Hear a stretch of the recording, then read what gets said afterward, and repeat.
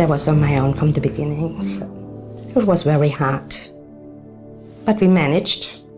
It was just us, so we had to take care of each other. Both of them couldn't speak until the age of 4, but they had their twin language, they call it, their own language. So they were communicating to each other, but I didn't understand anything. They laughed a lot, they enjoyed their life. They were always doing nonsense, running around, always busy, always must have something to do. They never slept.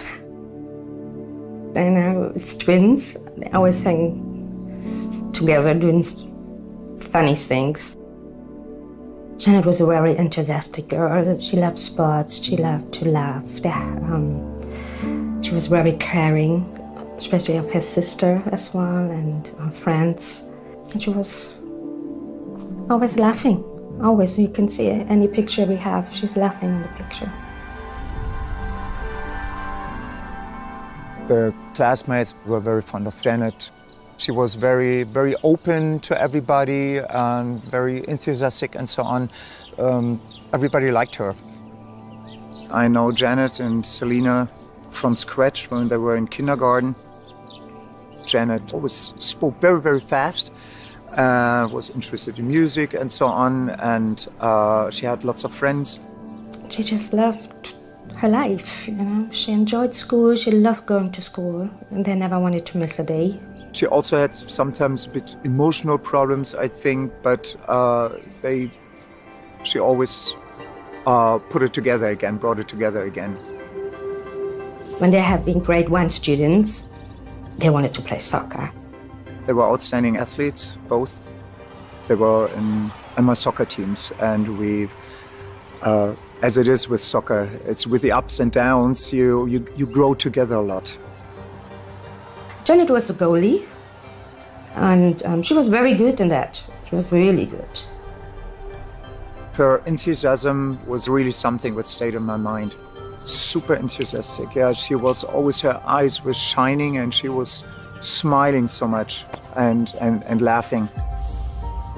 As soon as someone else from outside picked on one of the sisters, the other one jumped in and helped her immediately. Yeah. I have a twin brother as well, so in some way I know how it is. Even when they were older, they had this kind of same friends, so they went together out with their friends, and actually was never separated, really. Like I said, they've been very close. They did everything together, you know, everything. The first time they got separated was when they went to the UK for university, so at the age of 18. Both of them were very excited going to UK.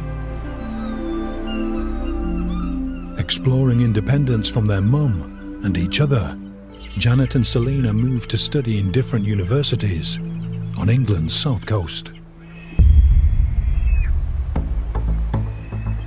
Janet went to Eastbourne. I think they were just very excited of being without me and just doing what everybody else was doing. It's student life.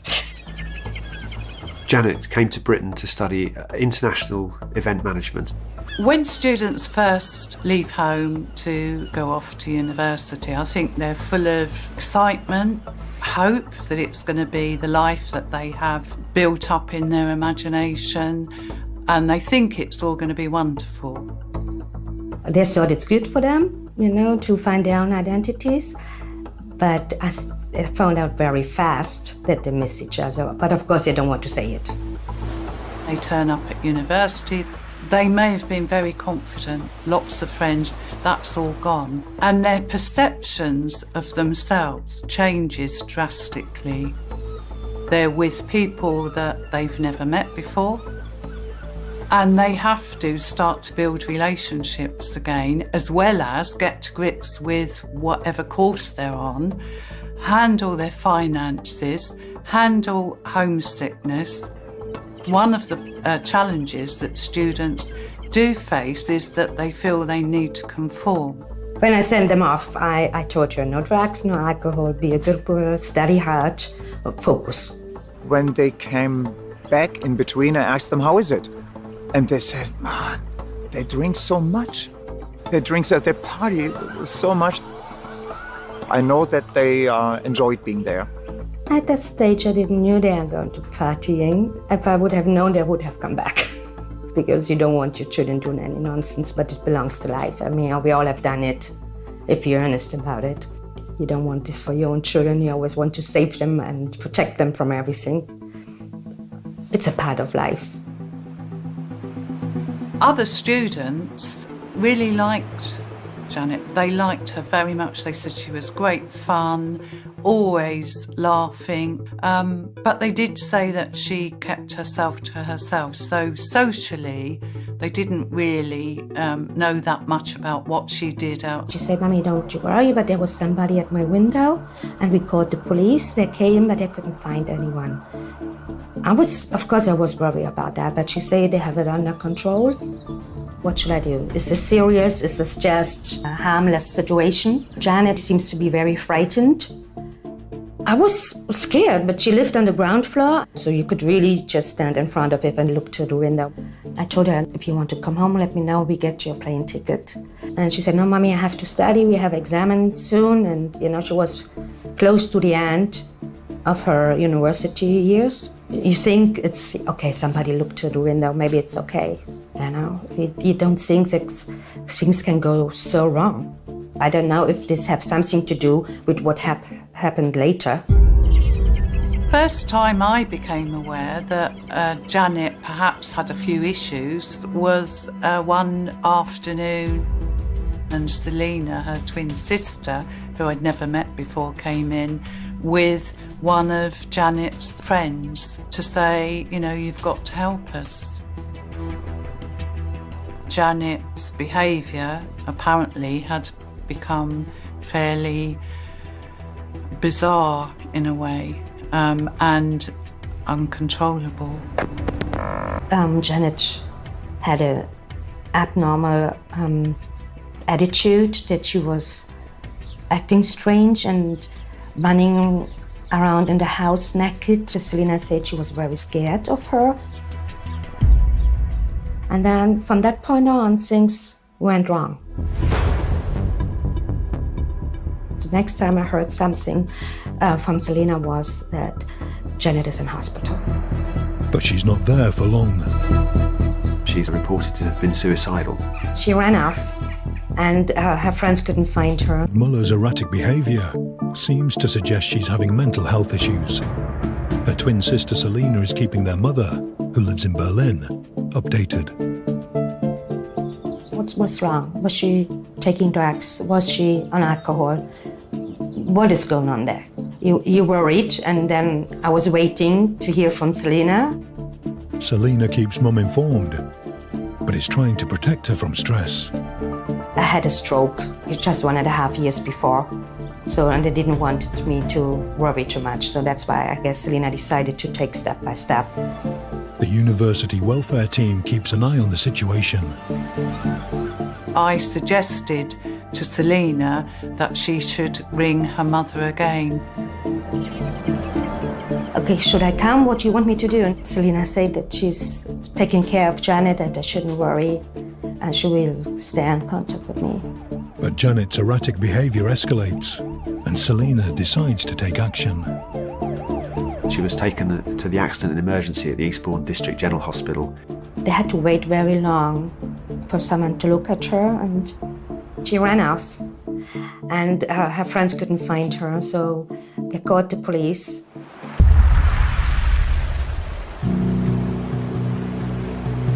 When someone goes missing, the first report would come into our force control room, and then it would be routine to deploy a uniformed officer to attend the home address or the place where the person went missing from. We assess every missing person report, and they would be graded high or medium or low.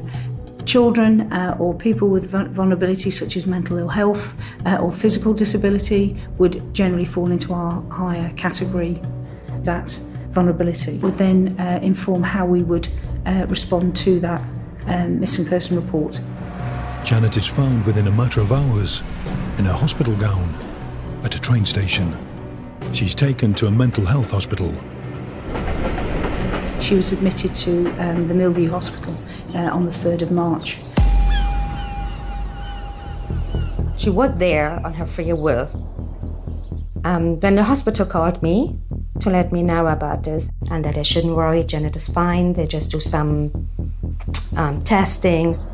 Janet was taken to Millview Hospital as a place of safety. She was assessed and subsequently detained under the Mental Health Act because I think there were fears that she might be at risk of taking her own life. So Janet was there really for her own protection. But they always told me, no matter who I was talking to, she's fine, she's fine. I tried to talk to her. I was telling them I want to talk to her, and they say they have to call the patient phone, which was never answered by anyone. Selena went to visit her. She called me and said, Mama, Janet is very, very, very bad. She's in a very bad state. She's not well. And I was so upset. So I called the hospital and told them, I said, what is going on here? Why are you telling me this and this if my daughter is calling me and telling me something else? It was distressing. It was distressing for them. I think distressing for everybody involved. Janet remains in Millview Hospital. 10 days later, On the 12th of March in the morning, Janet went missing. She left the hospital and shouldn't have been able to do so. She's reported to have been suicidal. She headed out of Brighton to the north to a local beauty spot called the Devil's Dyke. It's in the countryside. To get there, if she was on foot, and I'm fairly sure she was, she will have walked for at least an hour. Janet was found later that morning through concerned reports by members of the public and returned to the hospital. She should not have been able to leave. She was actually at that point supposed to be in a place of safety that was secure, so she couldn't just walk out. And she should have been under close observation. Mental health hospitals shouldn't be prisons, but equally, they are trying to be secure. Janet remained there until late evening and had become increasingly agitated and decided to leave again through an insecurity within the hospital. Janet was supposed to be placed under close observation, and yet she managed to go missing from the hospital again later the same day, very late at night. I understand it was a while really before her disappearance had been noticed. The member of staff saw that she was not in her room. They realised that she'd left. She was immediately reported as missing, and that resulted in an assessment. And she was graded as a high-risk missing person due to her vulnerabilities and mental health. That police would respond immediately with physical searches of the streets, contacting family, friends, associates, places she may have visited, to try and identify where she could be and recover as soon as possible. And then things happens fast. Selena called me and said, Mama, Janet is missing. And it's like, what do you mean she's gone? She said, yeah, she's told that she's gone. Through questioning of the staff, we understood that she exited through a fire exit. She managed to leave through the garden, where she would have had to have scaled an 8-foot wall.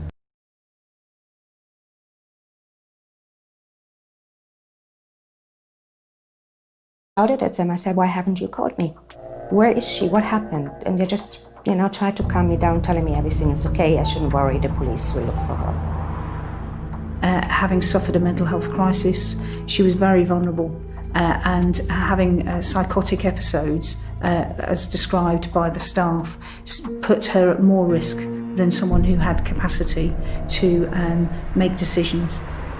The concern is her exposure to serious harm. Short skirts just above the knee, exposing the legs. So it was not really the appropriate clothing that you would wear for that time of year, which again heightened our concern.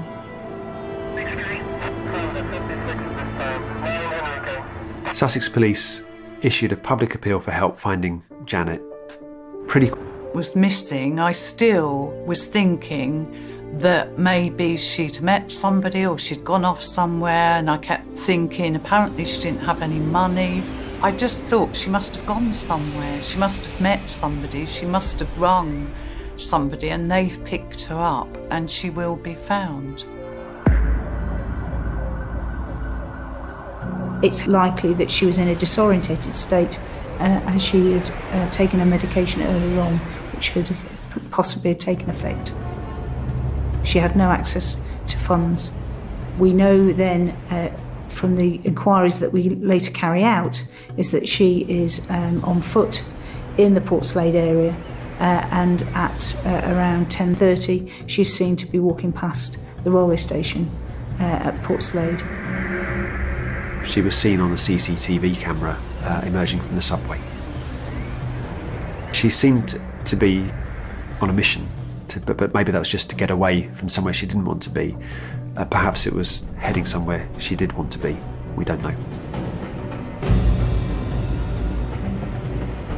At around 23:48 hours that evening, a local taxi driver saw a person of similar description to Janet in the Trafalgar Road area. 23 minutes past midnight, Janet was seen walking southbound on Boundary Road in Portslade, and that was captured on CCTV footage. The next significant sighting of Janet, 01:08 hours at the petrol station in Kingsway in Hove. At this time, Miss Muller requested a soft drink and she was served that. The assistant did ask if she was okay, but she said she was fine, and he left it as that and didn't think any more. She was on her own at that time as well, so there was no suggestion that she'd met up with anybody. At 1:13 hours on the morning of the 13th, we have CCTV footage that captures Janet crossing the road and approach a vehicle. Someone was in it, but it's unclear from the footage as to whose vehicle that is. She leans towards that vehicle, and then she's seen to walk away from that vehicle towards Seafield Road. And then that was the last sighting that we had. Then there is a gap of a number of hours. The concern is that Janet, in that situation, was on her own, quite late at night, walking in a disorientated state, and unclear as to what her intentions were.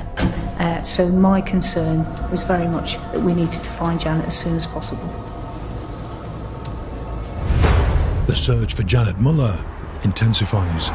A local resident had noticed smoke and then a male walking away from that vehicle. Could this be the breakthrough the police most desperately need? It was very clear it was a suspicious incident. You're paralyzed. I was just screaming. It's like, what are you telling me?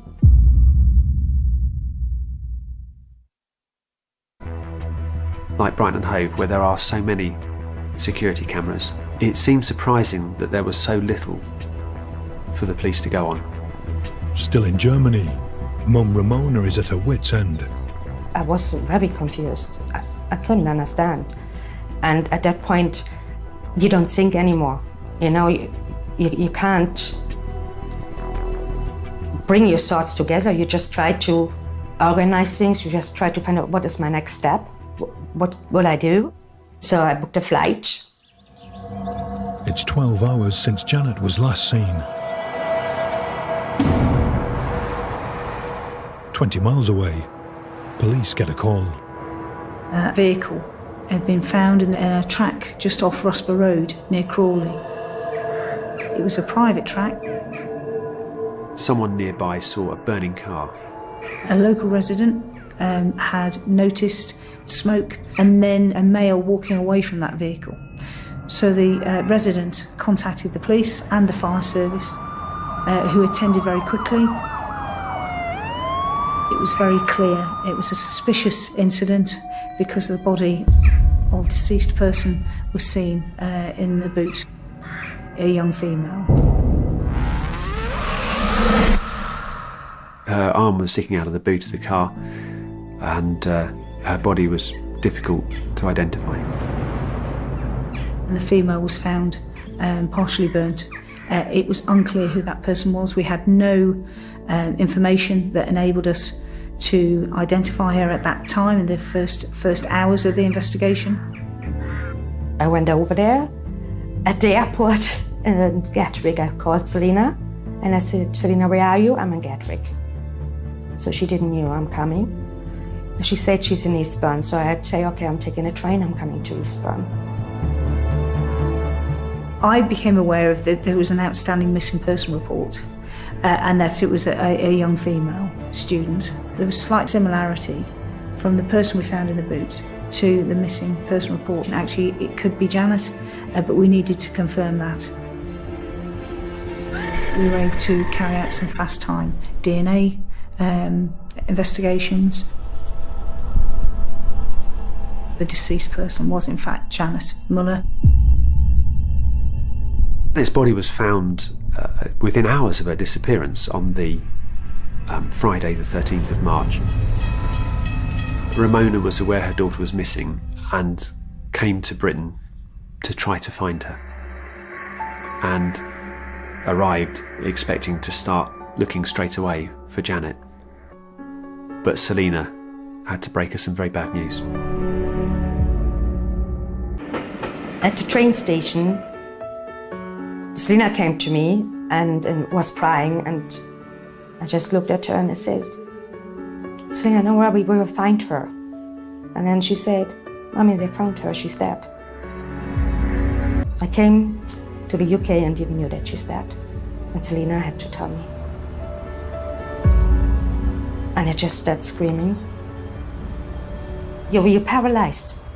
I was just screaming, it's like, what are you telling me? I couldn't believe it. I really can't tell you that, you know? It was just like, what is going on here?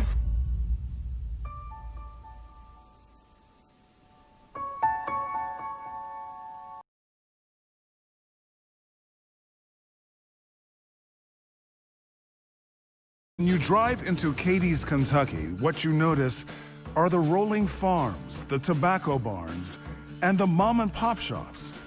It's a bit like driving into America's past. Cadiz is just a really neat little town. It has beautiful streets, it has old historic homes. The people are very proud of their contributions to the history of Western Kentucky.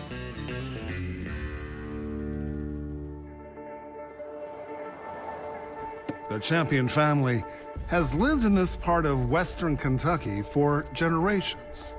Hi, I'm Troy Roberts. I'm Lisa Champion. Thanks for having me. It's beautiful, huh? Well, it looks better when it's not as wet. We've had an extremely wet February. Every time Lisa Champion steps out onto her front porch, she is forced to relive the worst day of her life.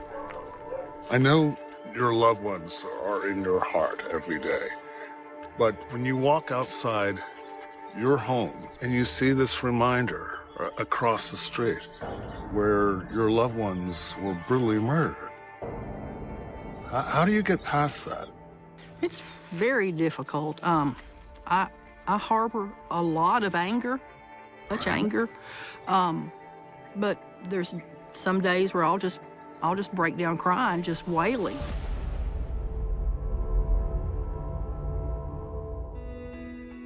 Lisa's brother, Lindsey Champion, was just a young boy when his parents moved to the family farm in the late 1950s. Lindsey and I, we had a bond because we did so much together. What kind of man was Lindsey? He was fun, he was funny. He has a very dry sense of humor. Mm-hmm. Lindsey met his wife Joy in high school. They married soon after graduation in July 1972. Tell me about your sister. She was just Joy, just like her name. She taught school, she loved her students, and she was a wonderful teacher. While Joy was in the classroom, Lindsey worked as the director of a farmers' credit union and was an elder at the family's church. He was devoted to Joy and his family. I never heard him say a bad word about anybody. Good, God-fearing people.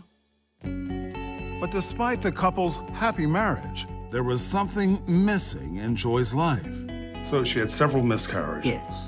She lost a couple of babies, and it was hard. They wanted a child.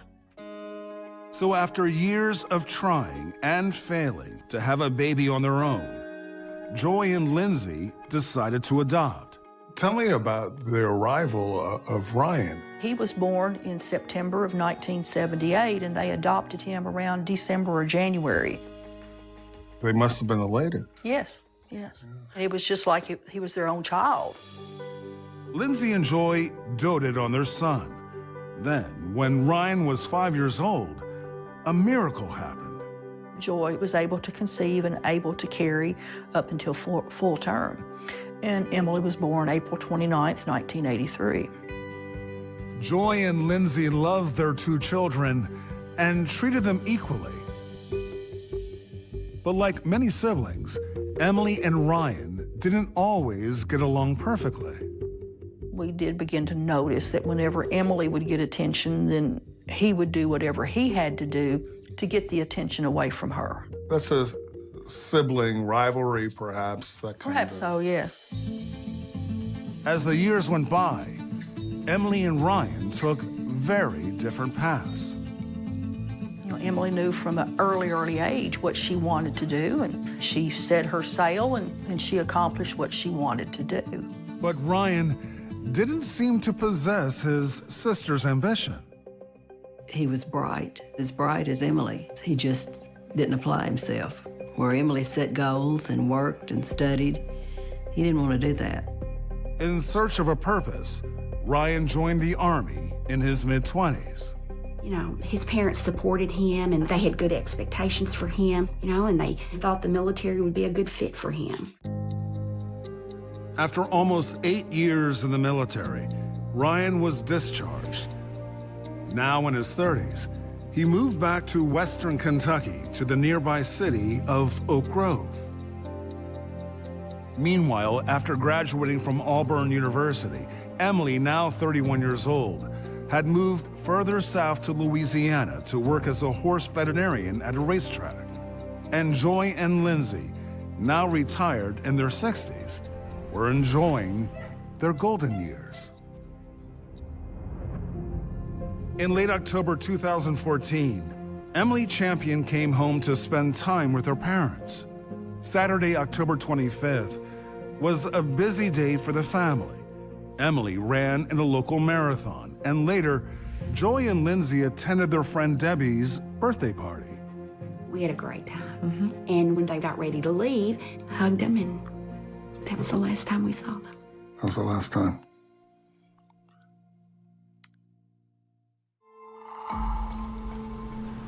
The next morning started off just like any other Sunday.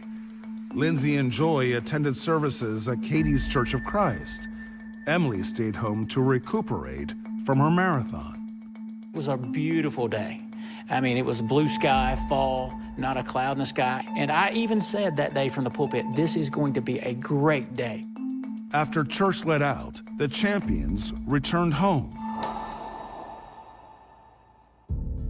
Just after 11 a.m., Lindsey Champion's sister Lisa heard loud gunshots coming from her brother's house across the street. I just thought it was very unusual that time of day, and I got up and went down to the bedroom, and I heard something at my door, and it was, "Lisa, Lisa." So I come down to the hallway, and there he is at my front door. Your nephew. Right, and he's got the pistol in his hand. His wrists were taped with just a small amount of duct tape around his wrist, and he's saying, "Call 911." Hey, ma'am, what's your emergency? My nephew, Ryan Champion, just came to my door, and his wrists have been tied with duct tape, and I haven't been able to find out what's wrong. He doesn't appear to be injured, but I don't know what's happened. While still on the line with the dispatcher, Lisa was able to get a bit more information from Ryan. And he said, this guy that liked Emily busted into the house. And I said, do we need an ambulance? And he said, yeah, we need an ambulance. Okay, ma'am, where would I be sending the ambulance to? Right across the road. I'm gonna go over there with him, okay? Okay, ma'am. So I cut the tape off of his wrist. And I say, well, we're going over there. And so we drive over to the house.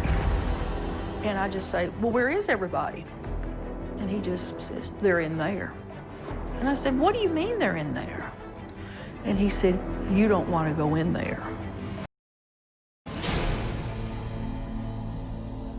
So at that point, I get out of the truck, I go to the door, and there's a bullet hole. And open the door. 911, where's your emergency? Oh, please, my brother has been shot, and his wife, Joy. My nephew is here, and my niece has been shot. Oh, please. Oh, please, my brother has been shot, and his wife, Joy. My nephew is here, and my niece has been shot. Oh, please. Lisa Champion had just discovered the bodies of her brother, sister-in-law, and niece gunned down in their home. Only her nephew Ryan had managed to escape. Emergency responders are arriving now, and so from there, they pretty much took over. Former Trigg County Sheriff Ray Burnham was one of the first responders on the scene. So, were you familiar with the name Champion when you got here? Yes, sir, I was. She was my elementary school teacher. Really? Joy was? Mm-hmm. That's been horrific for you. It Miss Champion, I said I wouldn't do this. Miss Champion, she was beloved by everybody.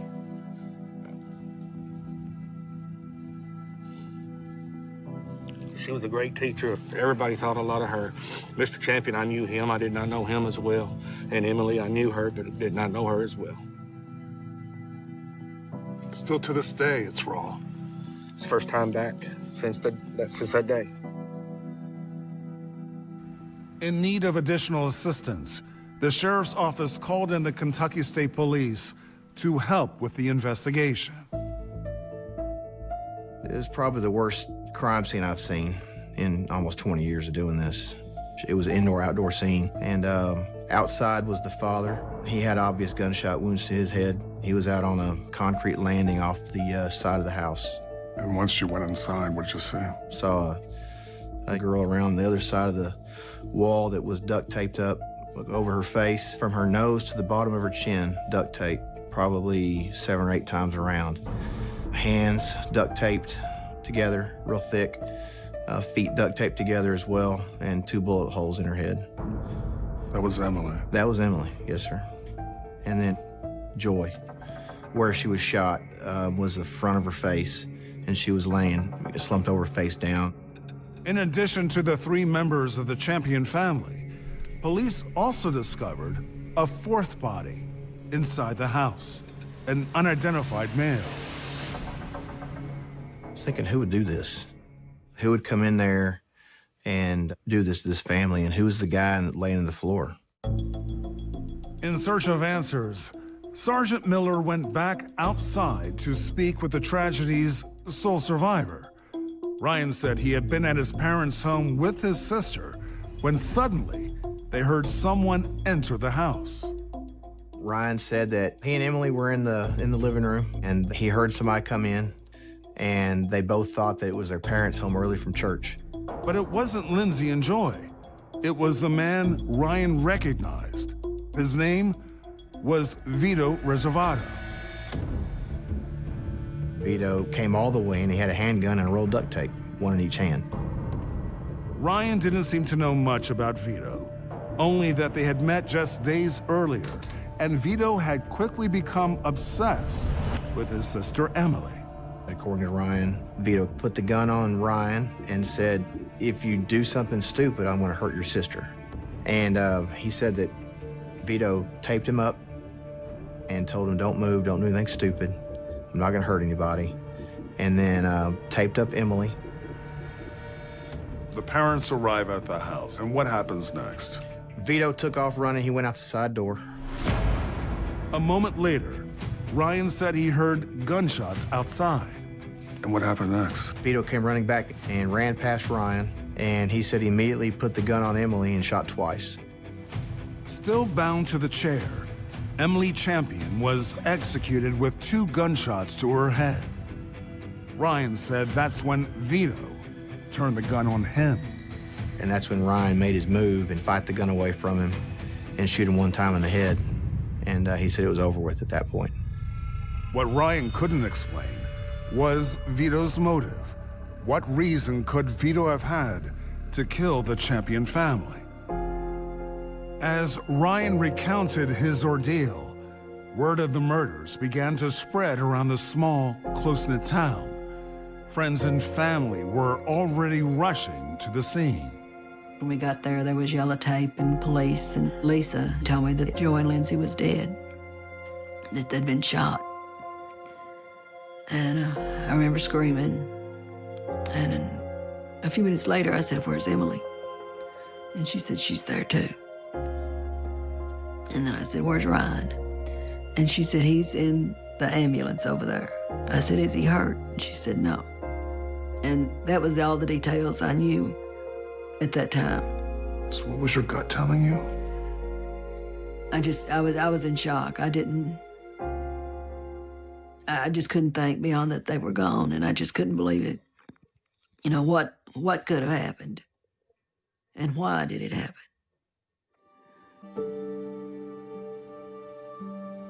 As members of the community rallied around Ryan, investigators determined that the alleged shooter, Vito Riservato, was a 22-year-old local. He had this ID on his person, and you'll notice he has got a very distinct birthmark on his face, and so they were able to identify him.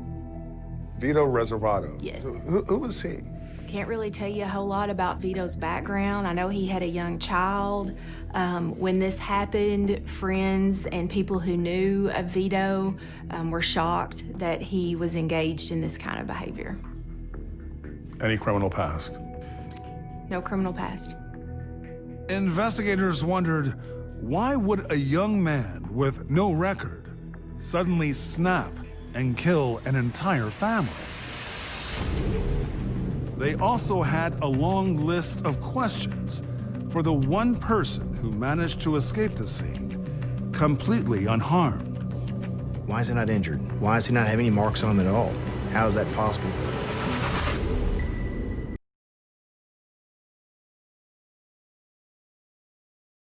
Have a long night ahead of them as they try to figure out what would possess someone to kill a mother, a father, and a daughter. It is very obvious that these people were loved in this community. Officers also found a 4th body. Police believe it belongs to the man who murdered the 3 champions. As investigators continued to process the brutal crime scene late into the night, they soon realized things were simply not adding up. Why would Vito kill the woman he supposedly was infatuated with? Ryan's story that Vito was obsessed with Emily just didn't make any sense to me. It turns out Lindsey Champion's sister Lisa had also been skeptical of her nephew's story from the moment he showed up at her front door. She especially had trouble believing that the alleged killer, Vito Riservato, had become instantly obsessed with her niece. Emily is a little bit too much like me. She's not somebody that you would warm up to quickly. She was a wonderful young lady, but I thought, I can't believe that somebody falls head over heels in love with her automatically and is just infatuated with her, so infatuated that they resort to doing something as drastic as what he did. And I thought, this just doesn't make sense. So why was Vito at the house that day? Police needed to investigate further. As they continued speaking to the survivor, they were eager to learn more about the relationship between Vito and Emily. As it turned out, Vito had recently worked for Ryan.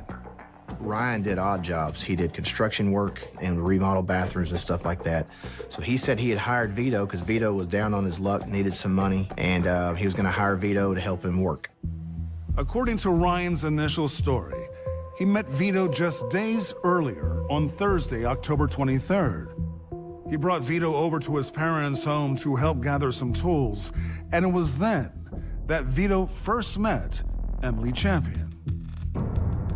Ryan said while they were there, Emily was there too, and Vito became fixated on Emily. So much so that Ryan was scared for Emily.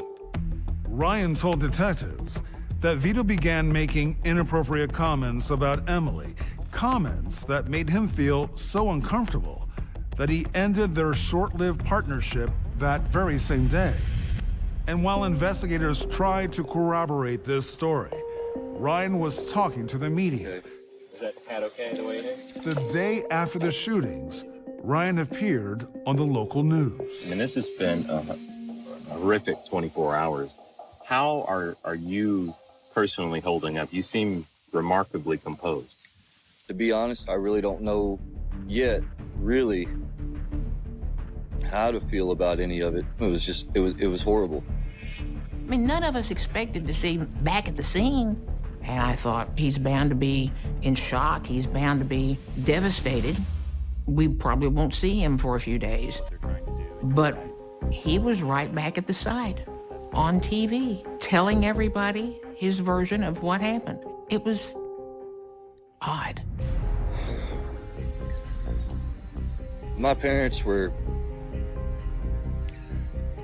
unbelievably good people. Unbelievably good people. Over the next few days, Ryan would continue telling his story to the press. Meanwhile, detectives spoke with Vito Riservato's roommates, and they revealed some startling new information. What did Vito's roommates tell you? Vito's roommates said that Vito had been down on his luck for money, and all of a sudden they said one day he seemed happy. And they said, you know, what's gotten into you? And they said, somebody's hired me. I've got a job to do. You know, my baby will be taken care of and I'll be taken care of. According to Vito's roommates, this mysterious new job was going to pay Vito $30,000. So we dug in further, and he had told his roommates that a boy named Ryan had hired him to kill 3 people. Did Vito's roommates take his story seriously? Not really.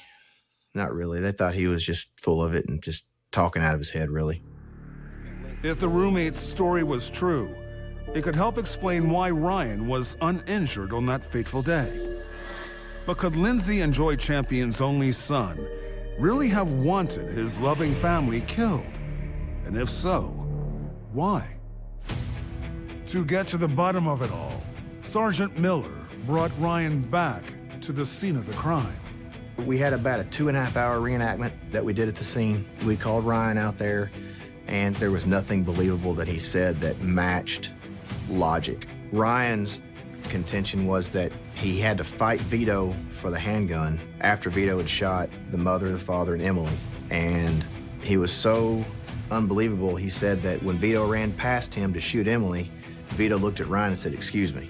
He said, "Excuse me." He said, "Excuse me." And I just don't, it's just unbelievable. It didn't happen. The investigation did show that they were romantically involved, and it was apparent that she actively participated in the planning of these murders.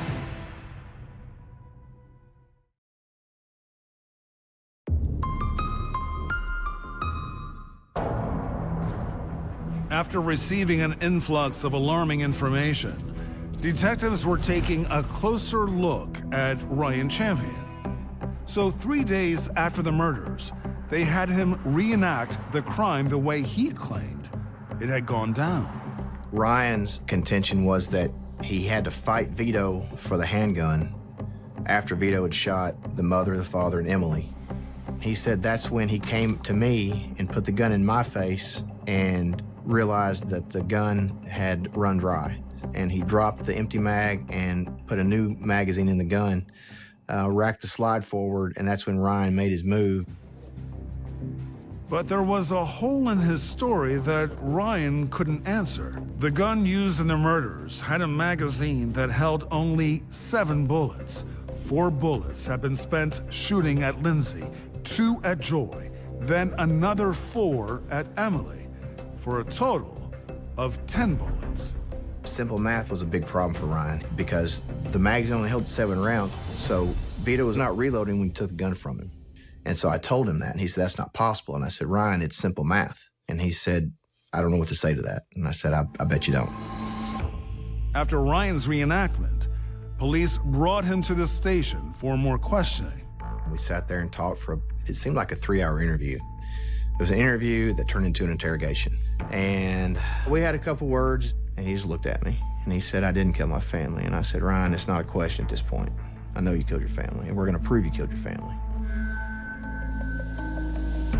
But in order to arrest Ryan, Kentucky State Police needed additional evidence to prove that his son would kill his entire family without a clear motive. So detectives dug deeper, turning their attention to the duct tape that was used to bind the victims. Well, Ryan contended in every interview that he was taped up first because he was the biggest threat to Vito. And so we thought, well, maybe we can look at the duct tape and show that Ryan was not taped first, he was taped last. It was a shot in the dark. This is the tape that we found on the floor at the crime scene. And this is the end of the tear that was on Ryan Champion. And if you look at it, you can see how it perfectly fits in there. And it matches a perfect tear. And that's significant because? It shows that the last piece of tape torn from this roll was used to tape Ryan. This refutes his story completely that he was taped up first. These discarded strands of tape were suddenly proof positive that Ryan had lied about this sequence of events.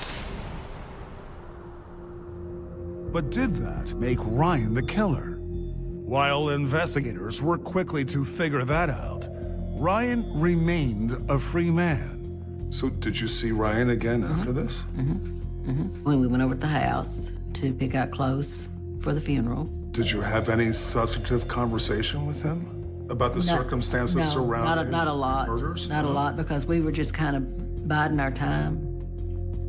The police just said, you know, that they were doing their investigation, and, you know, we didn't want to alienate him right away in case he slipped up on saying something. Your gut is telling you, my nephew killed my family. And you're around him? I can't even imagine how hard that would be. It was. To look at him and think, you know, you did this. You know, and part of me just couldn't. My head knew it, but my heart just couldn't accept it. That someone we loved and raised could do that. Did you fear for your safety in the days after? Sure. Before that, I was not a person that carried a weapon. Needless to say, things changed. On October 31st, 5 days after the murders, the Champion family gathered to make funeral arrangements for Lindsey, Joy, and Emily. We had to go to the funeral home, and it was discussed with the funeral home director. We were concerned about the safety of everybody because he was still on the loose. You know, if he would murder Joy, Lindsey, and Emily, and Vito, who's next? What else would he do? Police weren't going to wait to find out. The duct tape was enough to put it over the edge to get probable cause for the arrest. And so we see him, and we tell him he's under arrest, and he acted shocked, and he went away with us. He was charged with the murder of Emily Champion, Lindsey Champion, Joy Champion, and Vito Riservato. He was also charged with kidnapping, and that applied to his sister, Emily Champion, because she was bound heavily with duct tape. What was your reaction when you learned that Ryan was finally arrested? It was inappropriate behavior for in a funeral home, but I'm in the back of the parlor, and I'm trying to get everybody's attention, and I'm saying, they got him, they got him, they got him. And it was like a charismatic church service is what I felt like. You know, because everybody's rejoicing. Thank God. Thank God. Not only is he being arrested for what he's done, but we're not going to have to deal with him. We can grieve without him being there and pretending that he cared. With Ryan behind bars awaiting trial, the Champions were at last able to lay their loved ones to rest.